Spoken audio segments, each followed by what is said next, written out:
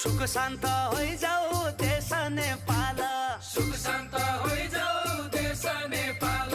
रोजगारी आइजाऊ आँगनमा कति राम्रो होली फागुनमा।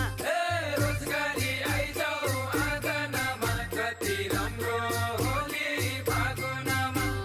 हे पशुपति हे बैजनाथ, हे पशुपति हे बैजनाथ, युवा फर्काइदेऊ आँगनमा कति राम्रो